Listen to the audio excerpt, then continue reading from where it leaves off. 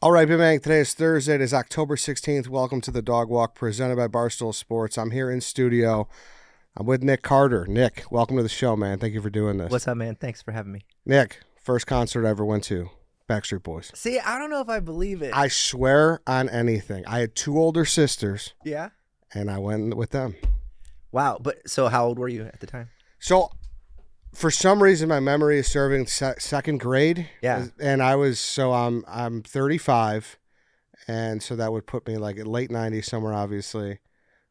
So I don't know. That's first of all, that's crazy because I hear these stories a lot, and a lot of people are always like, "Yeah, I've come to your concert," and you then start to realize. I mean, we've been together for 33 years. Yeah. How many lives we've affected, and our music has kind of transcended to different all sorts of generations, and you hear these stories, and it reminds me of why we do what we do, because those were good times, at those times, late 90s, I mean, still great now, but we were young, teenagers, even younger than that, and just, you hear like someone share their story about a first concert. It's just, it reminds me of, it kind of brings me back, Yeah. And so where was it exactly? So it was in Rosemont. Okay. Which it might have been called the Rosemont Horizon then, or it might have been switched over to the Allstate by then. Do you remember playing there at all? Yeah, okay. Absolutely. Yeah. So I'm lining up here, right? No, you are. I believe you. Yeah. I totally believe you. I swear. But it's just when you hear like a dude yeah, admit nowadays that they went to a Backstreet Boys concert. Yeah. And now, especially with Sphere out in Vegas, we're seeing a lot of, guys come to the show, and they're saying, we actually like it, or liked it, or enjoyed it. Yeah. So, it's funny because they'll be coming with their wives or whatever, nowadays. And sometimes the wives will be dragging them to the show. And then, now we're hearing that they're like, the concert was actually really good. We liked it. We'll come back again, Yeah. Well, I think we're past that, being like, I was there, but like I wasn't really paying attention. Like I think we're past that. It's like it's okay to have fun and watch a bunch of guys sing. Like it's fine. Well, we're cool. singers, we're a vocal group. We're performers. We still dance. We still put a great show together, and and I just want to say thanks. Full circle coming here. Yeah, no, Chicago. it is for sure. No, thank you for being here. So. Yeah. Hey guys, before we get going, I want to talk about Portillo's. Did you know that Portillo's is a secret menu? It's brand new, and it's only for Perks members. 2 exclusive items are waiting for you: the loaded chili cheese fries and the triple burger stacked high with 3 juicy patties and melty cheese. These new items are only available on the in-restaurant kiosks at all locations, not available for online ordering. Signing up for Portillo's Perks is free, and members get a surprise offer while unlocking exclusive menu items like these. Portillo's will be updating the secret menu often with new ideas and menu hacks. What would you like to see in the secret menu? Let Portillo's know. Tweet at them. Send them a DM. Get in their Instagram comments. I'm sure they would love to hear some inspiration to put on that secret menu. Join Portillo's Perks to unlock their new secret menu. I can't recommend that enough. It's great. You don't have to download an app. It just goes into where your Apple Wallet is. It's kind of like going into a game. It's nice. And order chili cheese fries and the triple burger exclusively at kiosks. Only for Perks members. Sign up at portillos.com/perks. Part of My Cheesesteak has teamed up with Penn Station East Coast Subs to offer a new cheesesteak that raises the bar even higher for cheesesteak lovers. Introducing the Mega Cheesesteak, a limited time offer for this football season. The one-of-a-kind sub is built with a mega portion of steak, pepperoni, provolone, and American cheeses, sauteed onions, mushrooms, banana peppers, and mayo. Penn Station has been around for 40 years, is huge in the Midwest, and is the OG in craveable grilled subs. Available exclusively at all 320 Penn Station locations. You can literally watch your Mega Cheesesteak sizzle and melt on the grill. The Mega Cheesesteak with fresh cut fries, fresh squeezed lemonade, and a fresh baked cookie. That's an undefeated combo. Penn Station Subs is the only place where fans can get the Mega Cheesesteak. Order it in store, online, or through the Penn Station app for delivery. Was that weird? Because I actually had that on my list. Was it weird to, I guess we'll say, like, not be a guy's guy, or to be like, guys don't think you're cool, but obviously every girl in the world does? Well, I can give you stories. So back when we first started in the Backstreet Boys, So I was 13, like 12, 13 when I met the group. And then, we went on and, before we even got a record deal, it was probably like 5 years before we got a record deal. But once we started having success, it started over in Europe, in like Germany, Austria, Switzerland. That was the first place that we actually started to get played on the radio. And so then it started to bleed back into America. And, I was still, 16, 17 years old when that first, single had first come out in America. So I was still in school. And I would just want to hang out with my boys and, our friends. And so I'd go play basketball, with all my guys, and just try to just be normal, and I couldn't do it. I couldn't go to the mall without being recognized. I couldn't play basketball without being, rousted, while I'm playing. Oh yeah, you were getting some hard fouls, I bet. Oh no, it wasn't even just about the fouls. It was just, I couldn't even play basketball normal because I'd have people like singing dudes on the sideline going, "I want it that way." Get freaking miss a shot because of it, Yeah. So, but that was just kind of how it was, and I guess the guys, they had to hate on you. You know what I'm saying? Like a little bit, because I was right around the same age, that our music was affecting those same people in high school. You know what I mean? Junior high school. It was right around, I was the same age. So I just couldn't go places without kind of being rousted. Yeah, no, because I wondered that. Like, was it hard being around guys who it was part of the image to be like, oh, I don't like boy bands. They're not cool. I'm cooler. There was some guys that were cool with it, but majority of them were like, no, we hate the Backstreet Boys. No, that's kind of wild, dude. But nowadays it's like you get older, you're like, okay, all right, where's the good music anymore? And I'm not saying that we're the best music out there, but we still had a lot of great songs and hits, and we still perform, we still have a great show, thankfully. And it's like hard to find that anymore. If you want to be entertained, if you want to go and watch a show nowadays, where do you go and see it? Because a lot of those artists are kind of gone. We came from a really special, place during that time, where the stage and the show was important, and the performance was important. There was Britney, there was Backstreet Boys, there was NSYNC, there was, that was just on the heels of like Janet Jackson, Michael Jackson. People still cared about, like the performance versus like being some AI thing or whatever, Yeah. Well, I mean, that's what to go back to kind of what we talked about off the top of the show. Like, it wasn't just, you guys weren't just a band, like you guys and obviously NSYNC and all the other boy bands, Britney, Christina, you guys defined like a decade. Like the whole better half of the end of a decade, which it's hard to do. Yeah, no, it really was.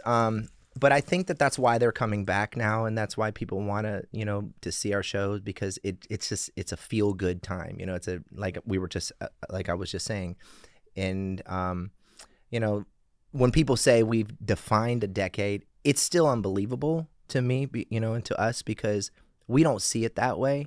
We're always like, look, stay humble, stay grateful, never take things for granted.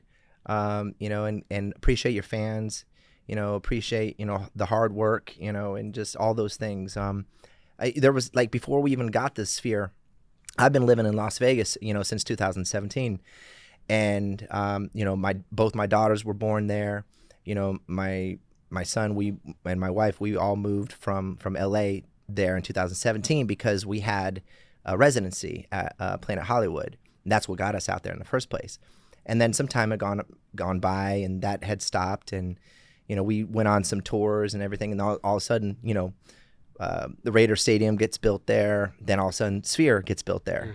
And I saw it, and I'm like, even me, with all the things that we have done, in our career, I'm like, there's no way in hell we're gonna ever be able to play that. I'm driving my kids to school by this, this huge venue, going, I wish I could play that one day, and we get the offer, and we had the show prepared, and boom, it kind of just all started coming together, and so just grateful for it. That's awesome, man. So 2017, Planet Hollywood. And then when did the Sphere start? What was the? I mean, I think you saying when we started. When did you guys start playing? So we just started playing this year. Okay. And it was our first run, and it was 21 shows. We put it on sale, and nobody knew what was going to happen. No one knew if anyone was going to even buy a ticket. We had a great show prepared, and then boom, everybody showed up. The show sold out, thankfully, and they were like, well, okay, there's a demand there. Can we get some more shows? And so then we put up some more in December, and then we put some more up in February. And so we're just kind of they're fitting us into the schedule, but again, it's just grateful for the opportunity. Couldn't believe that it was happening. People were showing up at the show in uniform, white, outfits to match with our Millennium album, and it just seemed like a movement almost, like a feel-good movement that kind of was right on time. Yeah. No, I mean, hell of a revival, man. Yeah. It's been a hell of a revival. It's really cool. What year do you think it kind of ran out of gas? Well, I think, 99, 98, 99, 2000, 2001, was still kind of in that peak area. And then, 02, 03, Kevin actually left the band for a little bit. It was 4 to 5 years he was gone. And so then music started changing a little bit on the radio. They were like, okay, we're not going to really be playing Backstreet Boys anymore. And that's just the cycle. That's what happens, And so then we were like, okay, well, we're going to just keep grinding through. And so the four of us continued on. We would do shows internationally. We would go outside of the United States, even though the U.S. we weren't really getting much opportunity in the U.S.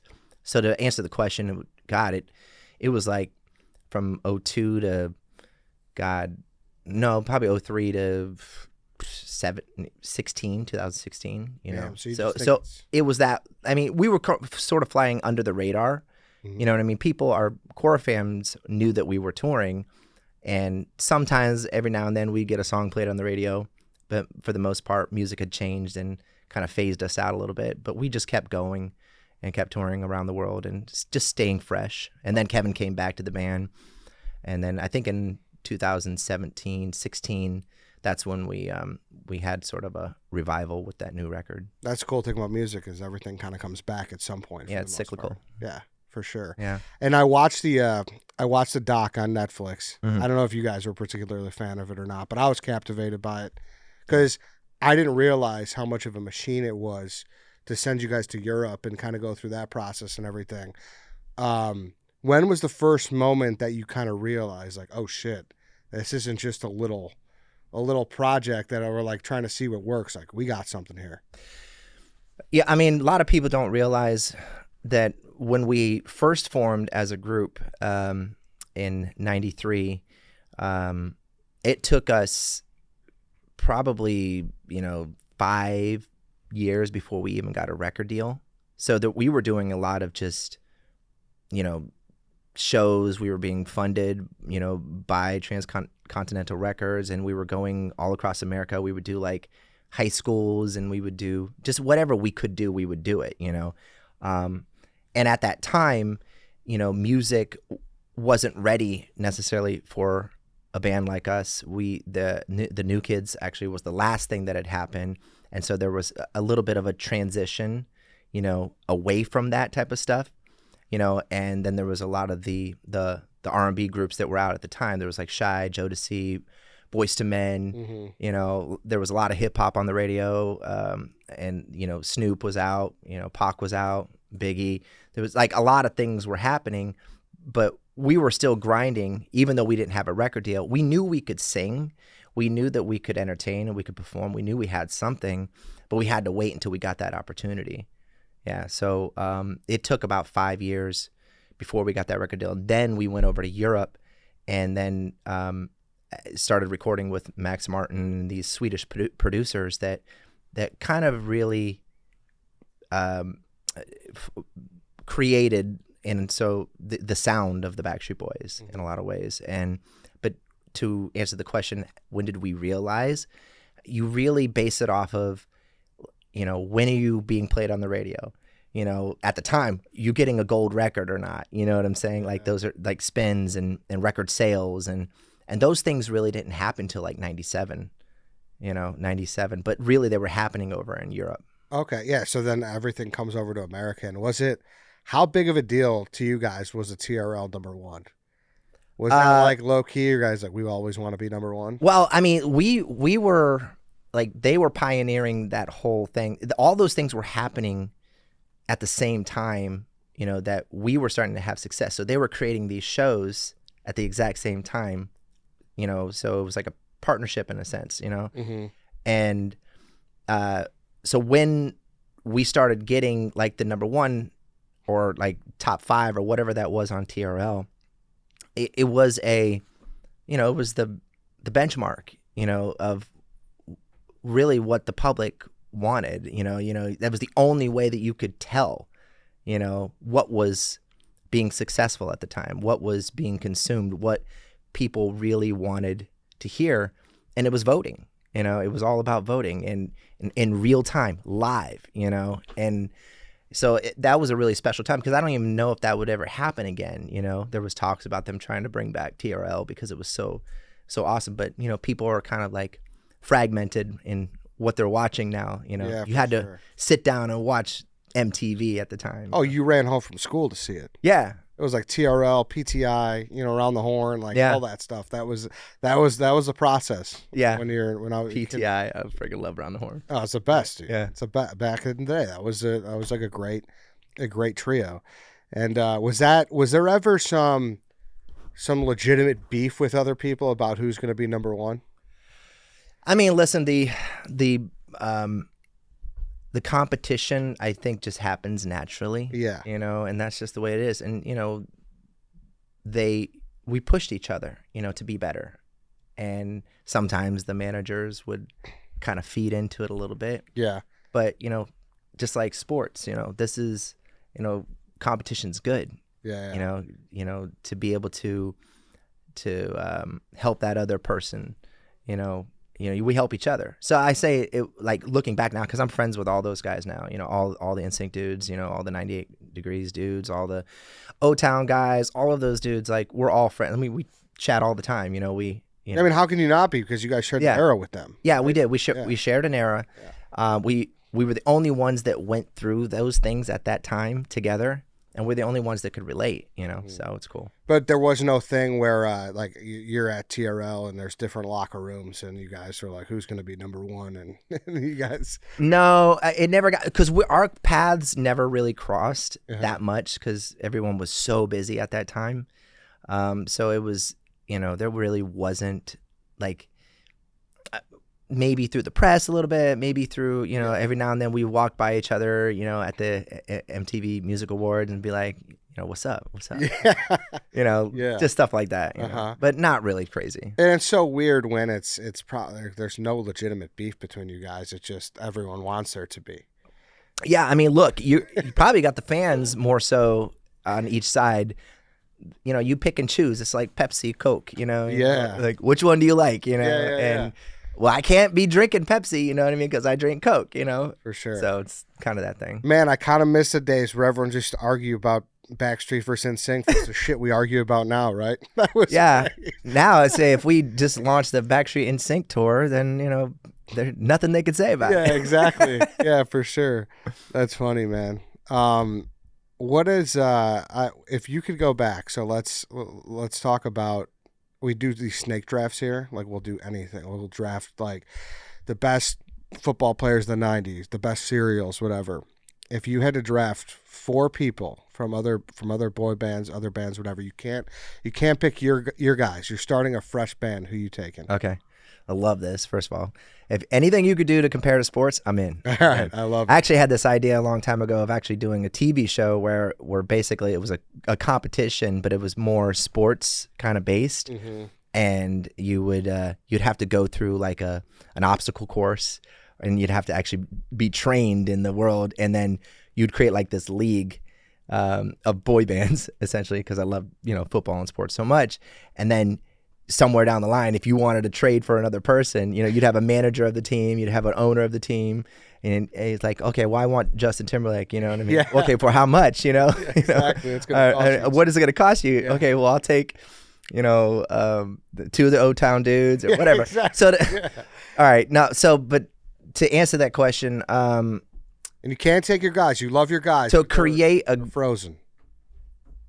gosh, basically you're trying to put together a super group, right? Yeah, sure. Or maybe guys who complement each other. Yeah. You know, it doesn't need to be all the big stars from each group. Yeah, I mean, there's the pool, obviously that we're from.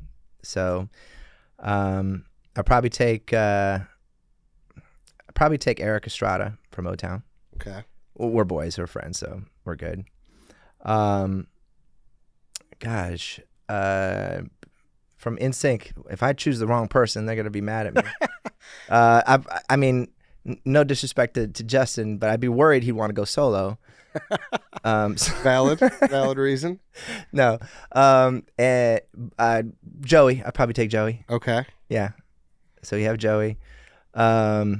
Gosh, who else? And I guess I'm choosing all my friends, you know. Which is fine. That's which is allowed. fine. And then I'd put together from 98 Degrees, Jeff Timmons. Because we actually, he acted in a movie that I wrote and directed called Dead 7. It's the worst movie ever. It's a zombie movie. Oh, really? A zombie Western movie that I wrote. And so he acted in it. He was like my brother in the movie. And so Last spot. last spot. So what, I would be a part of it? Yeah, so you're in it. Okay, You're the so fifth I'm guy. in it. Yes. Okay, all right. So, God, I'd flip it up. I'll probably bring Ryan Cabrera in there. Oh, okay. Yeah, so we're friends too. Let's So go. I'll On put the Ryan. way down. All right. So But he's there- always been a solo artist, so, you know. But you could do that. I could do that, right? Yeah, that's fine. I'm good Doesn't with have it. to, okay, cool. Yeah, All right, yeah. we're good. All right, Ryan Cabrera. Yeah. You feel good about your group? I feel really good. Who's the biggest snub? Who just missed the roster? Who missed the Yeah, roster? who's just like Can I talk shit about my group? yeah. Yeah. No. Sorry, AJ. Oh man! All right, so there you go. It's Nick Carter, it's Eric Estrada, Joey Fatone, Jeff Timmons, and Ryan Cabrera. Yeah, so it's the only thing I could think of right now. All I right. could put multiple versions of those groups together, and you know, if I get another shot, but I'm good right now. All right, so let's package it up. Let's send you guys to Germany and let's do it. Yeah, no. Probably gonna be Korea now because of the whole, you know, Yeah, K-pop movement. too crazy. Yeah. No, my kids are like obsessed with you know, K-pop Demon Hunters. That song, that Can you explain Golden it to me? thing. You know, you've heard it, right? Maybe I don't know. Going if- up, up, na, na, na, na, na, na, na, na, na, I'm whatever. sure I have. They're obsessed with it. So, but to explain, it just, that's what happens. You know, like producers and labels and artists, they will kind of gravitate towards trendy places where music is starting to be created. You know, at the time it was Sweden, right? You can go back and you can say, well, you know, Paisley Park, or, you know, like, you know, up there with Prince and all that stuff that was going on. That was a place that people were like, you know, targeting in the record industry. You could also say Seattle, you know, like obviously I'm a big fan of a lot of old alternative music, you know, alternative rock, all that stuff, you know, Soundgarden, Nirvana, all those things, all those Stone Temple Pilots, they all came from Seattle. And so now it's over in, like, you know, Korea, you know, in the K-pop. It just has to be great writers, has to be great producers. And they have, I think it's almost like sonically, it has a lot to do with just, I don't know if it's coming from, you know, stuff that's in the country that then translates to, you know, the music and the melody, and then also goes to, you know, the lyrics or whatever, you know, but there's always some sort of reason for why those things are happening. And then people come there. It's like energy. It's like a lot of energy, good energy tends to just kind of like go there. And it's just coming from Korea right now. That's in the secret sauce. It's like Yeah. you just never know what it's going And to so that would be the same situation. So they're like, okay, well, we got to, Backstreet Boys, it's coming from Sweden at that time. no one knows why or whatever. It's just happening, it's trendy. So we go there and we figure it out. But we were kind of on the precipice of that. We were at the very beginning of it. So we kind of helped create that movement at that time, because it took us as singers. So you have to have talent too. You have to have like really good artists as well, because if you don't have the two, then they can't complement each other, so like those producers needed us and we needed the producers. So it's crazy what they're doing. Yeah. But it's cool. Like you said, I've seen it before. It was just in a different way. Yeah. I mean, it's so funny. Like the other day, so my son, he's in Little League right now out in Summerlin South, out in Vegas where we live. And all the boys pulled up in one of the coach's trucks, and they just had like this K-pop song blasting, and all the boys in the back saying da da da da da. They're hanging out the window, and it's like it's the funniest thing ever, And they'll be playing it as their walk-up music too, and you really see what is kind of like what people are liking right now. Yeah, and it's really cool because it even like goes right to like sports. Yeah, no, for sure. There's that. Do you remember someone who used your guys' music as like a walk-up song or something? Or used our music? Yeah, any type of crossover? No, but I will say this. So I'm like also co-coaching, out there, baseball, a little bit in the club ball world, and then a little bit of Little League as well. And in some of our competitions, I got like almost like a traumatic flashback of being on the basketball court, being mocked again because they were playing I Want It That Way on the other side in the other dugout and really loud.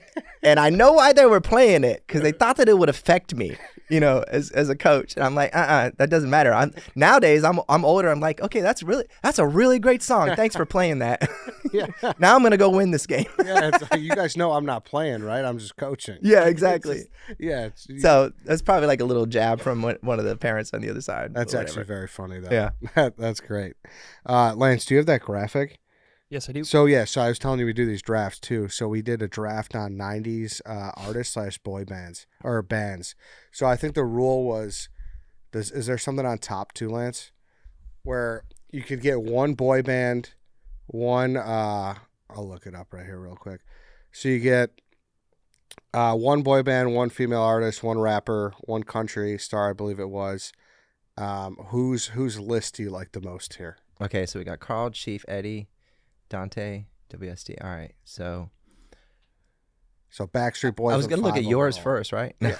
I'm going to see. I can actually see what you like or not like. That's how I can do this. I can eliminate. All right, so we'll start with Carl. Dave Matthews Band. So wait, so Barstool. So he's down. It's a column. So that's yeah. So he's got 90s artists bands. And so in this draft, okay. So Carl has Dave Matthews, Smashing Pumpkins, Eminem, Shania Twain, New Kids on the Block. All right. So whose list do I like the most? Yes, exactly. All right. And so then we have Chief, NSYNC, Dr. Dre, Sublime, Mariah Carey, George Strait. I like a little bit of the country in there. Okay. Both of Shania Twain, but see yours. You got Blink, you got Tupac, Chili Peppers, Hanson, and Spice Girls. Okay. Then we have Dante, Britney Spears, Biggie, Green Day, Boyz II Men, Ricky Martin, and then WSD, Backstreet, Christina, Garth Brooks, Foo Fighters, Snoop Dogg. God, that is so hard. It's tough, right? To choose. I mean, like if I was biased, I'm going to go with WSD, but I won't do that. And God, maybe if I just go by what I like, I'm thinking you can go by what you like. You can go by who do you think had the biggest impact. However you want to do it. Yeah, there's God, WSD's got a good list. I'm trying to take us out of this. Like But I think I'm gonna go with Carl. Okay, that's gonna be my choice. So he tried to do Beastie Boys for his boy band, but we're like, no, man, you can't do that. They don't count.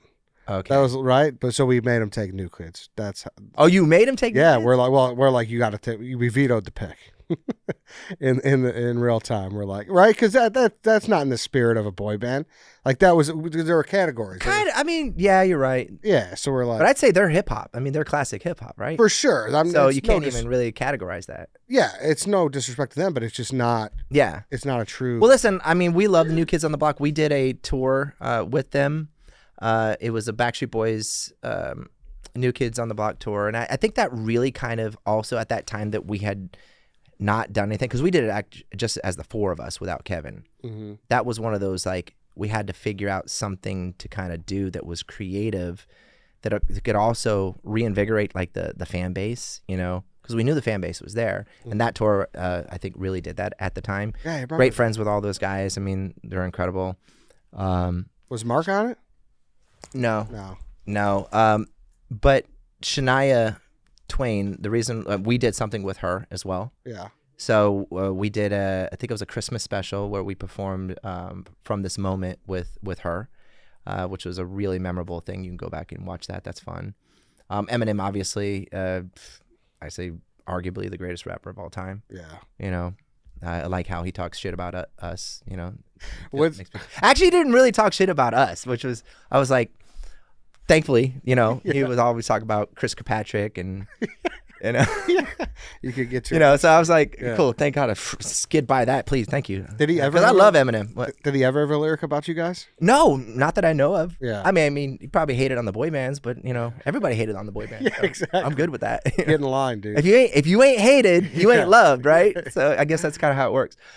Smashing Pumpkins. So, like, at that time, so I'm a huge, like I said, alternative rock guy. I play guitar, and I love, if I do solo shows, I will do a lot of rock stuff. So Okay. come to my show, it'll be kind of band based a little bit. It's when I depart a little bit.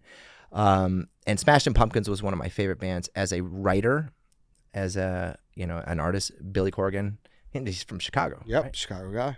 Yeah, so, you know, I love Billy Corgan. All of those albums, I mean, he was able to evolve and, you know, transcend, and, you know, as music was changing, I felt like he was able, like, because there was a huge, like a big drop off and a cutoff when it came to the alternative music. I mean, it just cut off. They weren't even playing on the radio anymore. He was able to still find his way, you know, and keep going. So I love Billy Corgan. And who doesn't like Dave Matthews Band? You're a Dave guy, huh? Yeah, like, I mean, just talent. I respect musicians, even though I'm a dancer and a singer and, you know, in a vocal harmony group. I write music as well. I wouldn't say I'm the greatest. I just did a, you know, solo album that I put out that couldn't believe went #1 worldwide, and, you know, people don't even know I have it out, you know. Yeah, we'll talk about that too. Yeah, but my point is that I like to write because I write from, you know, my life experiences and stuff like that. And a good writer is able to do that. And as a writer in live music and bands, Dave Matthews, top of the line. Yeah. No, all right. So Yeah, Carl wins. So Carl, I'll give you Carl. I think by the vote, I did win this one for the record. Okay, well, let's talk about how you won. Yeah, let's do it. Because Chili Peppers, like, and we love Chili Peppers, obviously. Hanson, it's the Hanson one that got me. Oh, yeah. They don't apply? They're great. I mean, Yeah. bop. But you got to realize, too, that there's strategy here. So, as you can see, like the columns are our list. Across is the order it went. So, it went Dave 1, NSYNC 2, Blink 3, Britney 4, and you guys were 5. Okay. So, you guys in NSYNC were off the board. So, I was already kind of fighting for a boy band there. Boys to Men was gone, too. So basically, I had the fourth best option. Okay, so then that's my question. So so if you had the choice and you go back, would I change it? Yeah. I wonder. I don't know. What do you chose, NSYNC or Backstreet? Man, you know what? You guys were my first concert, but I do like NSYNC too. Yeah, I might change my mind after today. That's okay.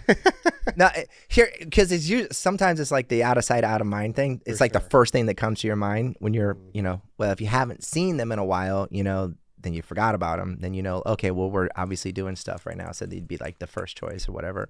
But like, it's all relative, you know. Like, look, the Hanson kids. I mean, very young, playing, instruments and really talented at the time. And it's hard to break out when you are so young and to continue going on. It can be very difficult to keep that kind of going because they were super young but very talented. Yeah, no, for sure. Do you have like a super like 90s story? Like I just imagine you having so many experiences of doing like appearances at Toys R Us's, and there's, you guys are there, and who's like the most 90s person you could think of? I mean, obviously everybody on this list, but do you have anything where like you're like, that was a weird appearance, or that was something that sticks out, or one that you think of back on the most? Gosh, I mean, I as appearances, I tend to look at like a lot of the great things that happen. Yeah. You know what I mean? Like the monumental moments, the things that you remember that were like incredible. Whenever we would get on a award show, that would be great. And we would perform with like artists, if it was Elton John or Sting or certain those things were great. Again, I like to go back to sports because sports is like, I love sports. And when we were able to sing the national anthem at the Super Bowl for I think it was in 2001 or 2, I think probably 1. It was in Tampa, where I'm from, and it was my birthday, so I was turning 21, and they were gonna basically do this like boy band halftime, kind of like 90s, halftime, and we had an option. We were given the offer to be able to perform that, and we said, you know what, we'll actually pass on the performance, and we're just going to do the national anthem, because we grew up watching like Whitney Houston, when she had sang that, it just gave us chills, you know what I mean, during the national anthem. We wanted to be able to represent our country, and sing that national anthem. And sometimes looking back, we say, oh gosh, we wish we would have done the halftime, or that would have been great. Maybe it'll happen in the future. You never know. Yeah. But at that time, we were just like, let's just go sing out, a cappella or whatever it was we did at the time and sing the national anthem. Do you regret not doing it now? I don't really regret a lot.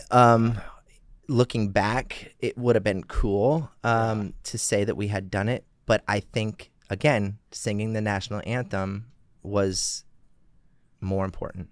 Yeah. All right. That's fair. Because originally the question spawned from, I just picture like a 1997, like 98 time capsule, and it's like you guys at some party with like Michael Jordan and Leonardo DiCaprio. Like that was the big, that was all the big stuff at that time, and I'm sure you guys were doing a lot of that stuff. We were really busy. Yeah, it was so hard. Like we were always international, touring in other places. So if we were asked to appear at anything, it would be very like quick in and out, goodbye kind of thing. So yeah, it wasn't we were just really busy at the time. So none of those like big Hollywood. No, not really. You were just making music. Yeah, well, as a group, yeah. Gotcha. And then let's talk about the album. So Life, Love, Life, Tragedy album, excuse me. Yeah. That's a solo. Yeah. So I had been working on this album for about maybe even 4 years, like even right when COVID had was on the tail end of COVID. I started writing music, and I was just, it was a place where I could it was almost like a diary, and it was a place where I could share my feelings and things that I was going through in my life. And originally we were going to call it the Who I Am album. And so then I went on like a little solo tour all around the world.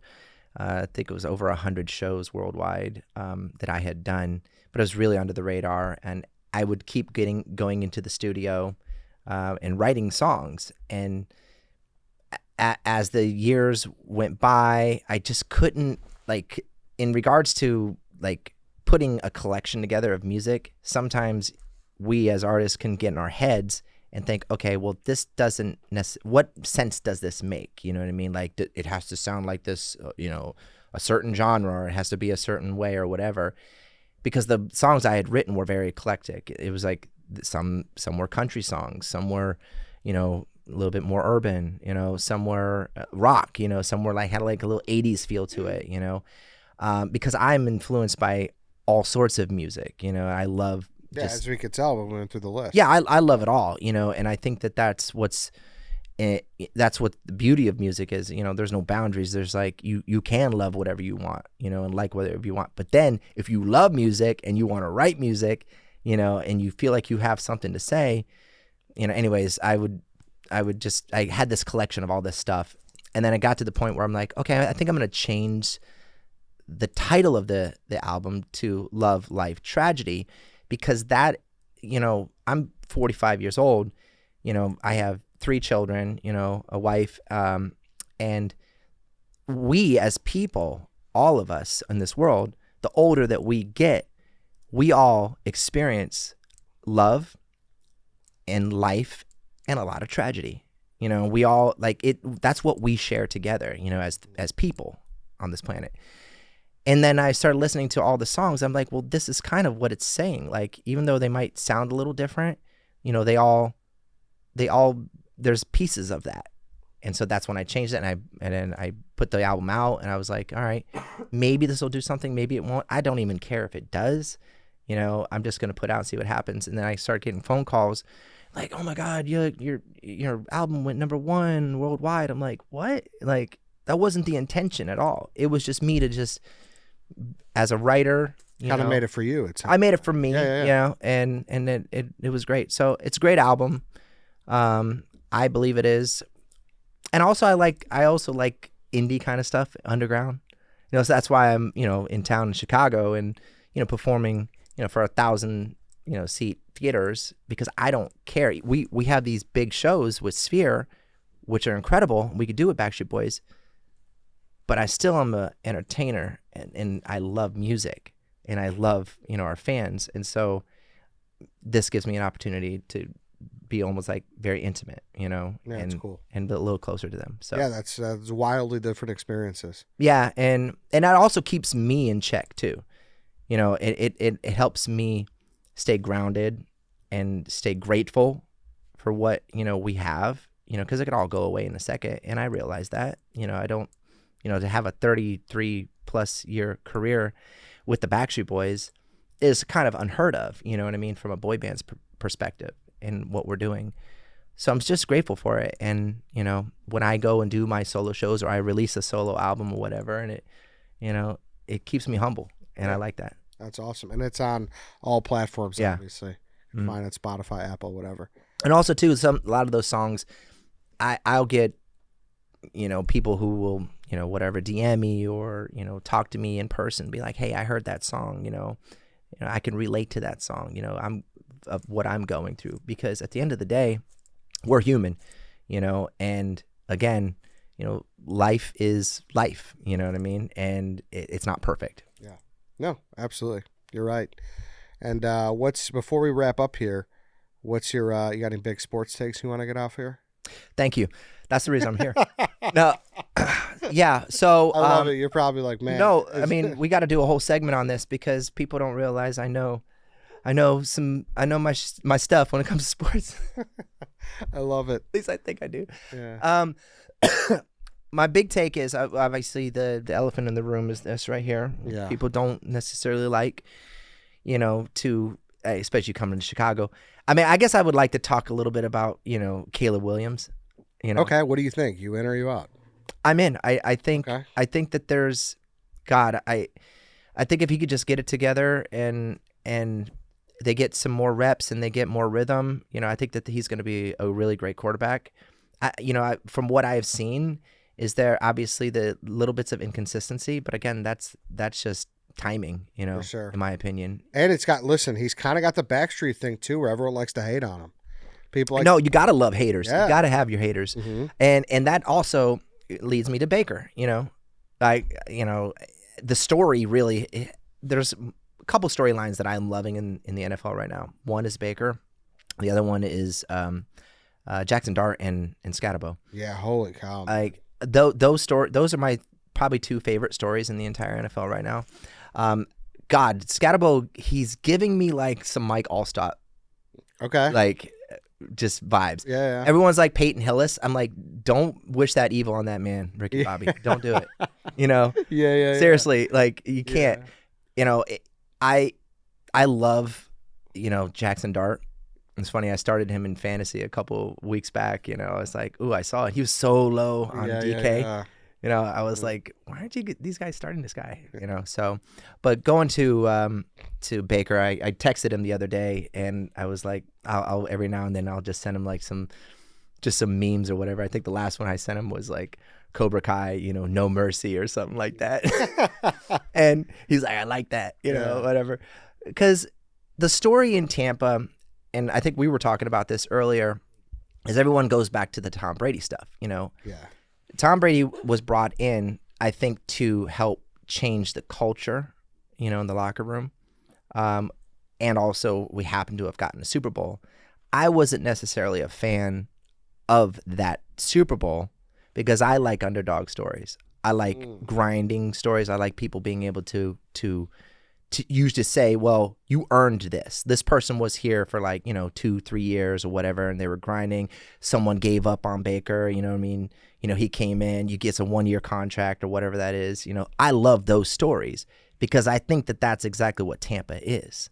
I think as the city, being from Tampa, being raised in Tampa, the people in Tampa are very much like that. So he embodies, you know, the spirit and essence of Tampa.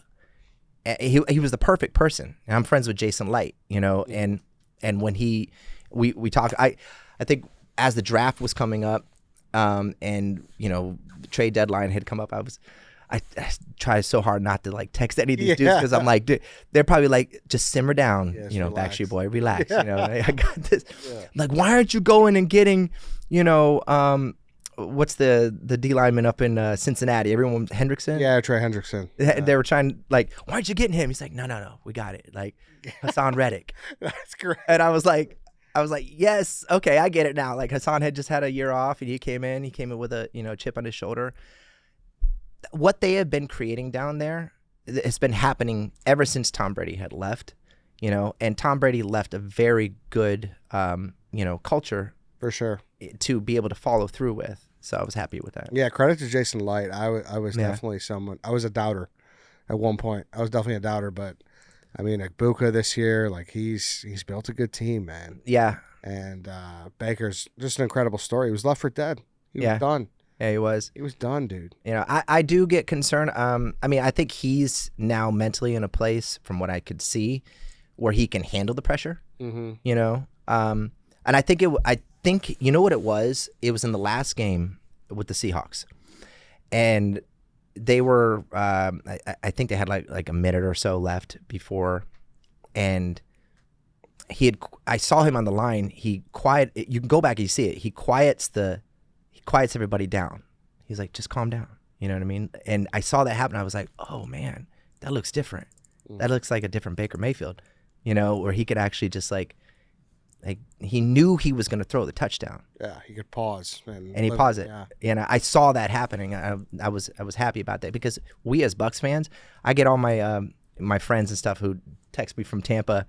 Man, I can't take this. It's like a heart attack every game. Yeah, you know. And I'm just like, I don't feel nervous, but I can understand when you've lived that way for so many years. For sure. You know. Yeah. So I'm loving the Bucs. You know, and so they're your number one team, like across all sports. Well, yeah. So the Bills. I've always had a heart for the Bills as well because I was born in upstate New York. You know, right close to Buffalo, and I moved down to Tampa when I was around 6 years old. And so by default, my family was, Bills fans. And so I would, every time I'd go to school, I'd had the starter jacket on, the Bills, jacket. Super Bowl would come around. I'd sit there in front of the TV with my dad and then lose a Super Bowl. And then all of a sudden, the same year, lose another Super Bowl. And then all the kids in school are starting to wear like Dallas Cowboys starter jackets, and they're making fun of me for wearing the Bills, you know. And so then I was like, after the fourth one, I was like, you know what? Darn it. I'm living in Tampa. I can be a Bucks fan. But people don't realize that at the time when I became a Bucks fan, they were horrible. Yeah. And they stayed horrible, like all the way through, you know, for a long period of time.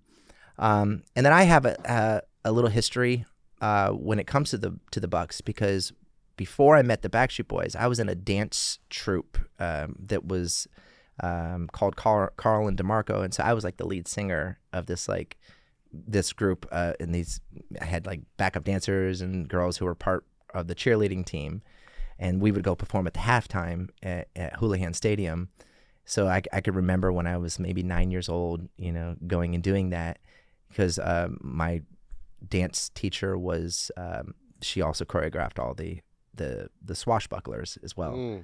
So I was performing, you know, in the middle of that Houlihan Stadium at a really young age, and so I would always see the football players run out. You know, they were so big at the time. You know, all the creamsicles was the only thing that we had. Are you pro creamsicle or not? I am, actually, and I'm going to tell you, I was hating on the creamsicles because I felt like the past 3-4 years, whenever we would wear it, we'd lose in them. Yeah. Every single time. It's a fair reason to hate a jersey. And I'm just like, okay, maybe there's a curse here or something. Yeah. You know, there's got to be something bad with this. And then, which I had on my Instagram, I put that Baker, you know, talking shit to the fans. I don't know if you saw that one. Have you seen it? Maybe I haven't. No. So, and he's in the creamsicle, you know, uniform, and he's talking to one of these fans in the stands, and he's like, "You're gonna have a bad halftime. You're gonna have a bad halftime. You got to watch it. It's the best video ever." And I think it was like trending. And so he made it good. He made it look good. So psychologically, I think it kind of turned it from being like, oh, it's the creamsicle, to like, oh, this is mean. You know, like, you know, this has a little attitude behind it. Brady made him look good too, though, to be fair. Yeah. Like, he's just, you know. No, of course. Like, I'm not going to talk. Nobody can talk crap about. Yeah. You know, I'm grateful for what he did for Tampa, but I think it was the after effect that was very important and then what was needed. I want to go back to the Bills too. So why I was saying that if the Bills won a Super Bowl, you know, my heart would be filled, you know what I mean? Because from a person from up in that area knows the Bills and still has a heart for the Bills and still supports them. You know, look, they're AFC, and NFC is, you know, Bucks. I'm good, you know. Yeah. So if they won, I just think it would be, other than like the Browns winning or something like that, would be big for the NFL. But if it's Bills, Bucks. Yeah, it's a big problem. It's a big. I just don't like. I got to continue to see what's going to happen. I was worried about our, you know, the NFC South division, because if we did not get up, I know that Atlanta is going to get it together. Michael Penix is the real deal in my opinion. Okay. I think he's really good. I think, you know, they have a great receiving core. They got a great running back. They got a like nasty little defense. You know what I'm saying? Like, I think that they're going to be really good. But if we didn't get up, you know, they could come and haunt us later on in the year. But they got that Falcons thing. They got some type of stink to them, where they just, right when you're in on them, right when you think they're good, they disappoint. Yeah, they're a weird franchise. I think the Bucks are fine. I think the Bucks could win the Super Bowl. Actually. And see, I hate hearing that. Do you? It just it makes me so nervous. Yeah. I think they can. I'm not saying they will. I'm so worried. I'm so concerned, because as a Bucks fan, you cannot get excited. You know what I'm saying? For sure. You know, so I always have to be skeptical. And I've been hearing this. I heard it from John Gruden. I've heard it from, you know, you name it. Like, people are saying, oh, Bucks can win the Super Bowl. Defense wins championships. If I'm going to say this, I'm going to say, Todd Bowles, get it together. You know what I'm saying? That's what your specialty has been throughout your life. Yep. And I think he's got a next Darrelle Revis. His name is Benjamin Morrison. All right. So I think he has that guy. That guy is a stud from Notre Dame. Benjamin Morrison, Island. Yeah. I think that he's kind of like slowly but surely kind of like developing him, and knows, because Benjamin came in injured. I don't know if you know his story. No. He had a pretty bad injury coming out of college, and he was projected to be top 15 in the draft. then he fell down. I think they picked him up in second or third round. I can't remember what it Okay. was. But I think that they have a lockdown corner, and if they have that, you know, you got to be able to stop these receivers out there. Oh yeah. There's way too many good receivers in this so many. league. You got to meet our guy Stephen Shea downstairs. He's like the biggest Bucks fan. He's a producer here. Like he's always rocking the creamsicle jerseys in here and everything. So Really? yeah, you guys would definitely bond over the Bucks. Yeah. And I don't know if you're into baseball or not. Yeah, I went to the Cubs game yesterday. Yeah, they won. Yeah, dude, it was amazing. Yeah. Amazing. One of the best atmospheres. Is it 2-2 right now? 2-2. Game 5 tomorrow in Milwaukee. Yeah. So yeah, I'm fired up. Hope we win and then we play LA and we'll see what happens. Yeah. And being out in Vegas, it was kind of ironic that in baseball I was always kind of I'd say a fair weather fan because I liked players back in the day more than I would support a team because being from Tampa, there was a point when we didn't even have the Rays, you know what I mean? So, and I liked the Athletics. And I was a big Athletics fan back, you know, Bash Brother days and stuff. For sure. So, you know, they and now It's that they're huge. coming to Vegas, you know, they're building the stadium out in Yep. Vegas. It's going to be really interesting. There's going to be a day where you could probably hit a day A's game and then go hit the Sphere and play a show. Yes, Vegas is actually a really big baseball community. Oh, really? Huge. Yeah, Bryce Harper and Chris Bryant are from there, right? Yeah. So yeah. Yeah, so I learned that based off of the club ball in the Little League world out there. I mean, some in the South, they just went all the way to, you know, the championship game, the World Game. Okay. You know, obviously lost to, I think it was Taiwan. Yeah, the Little League World Series. Yeah. That's always fun. Yeah, in the that was summer. fun. So big baseball community out there. What's your NBA team? God, that's so hard. I mean, Bulls fan. Really? Bulls fan. Okay. You know, It's tough times right now, man. it's like I gotta say, like back in the day, watching Jordan and watching that team, I followed that team all the way through, you know, '90s and on, and it was my favorite. It was the best basketball to watch. Like, you know, so I was. That's why I got him right behind you. Yeah. Yeah, big Bulls fan. Yeah. Yeah. So. Yeah, it's tough times right now, but hopefully they figure it out. Yeah. Nick, thanks for doing this, man. Yeah, appreciate you. Appreciate you. Love Life Tragedy album. Yep. Go check it out. All platforms. Go see Nick's shows. You got a website or anything where people? Yeah, you can go to my website, nickcarter.com. I don't even know. Well, you social media, whatever. Usually I'm my sure my Instagram is where you pretty much get whatever you need. Just Nick Carter on Instagram. Yeah. Cool. Yeah. You're the man, dude. Appreciate you. Appreciate you too. Awesome. Thank you. That's it, everyone. Thanks for listening. Thanks for watching. We'll see you all on Tuesday.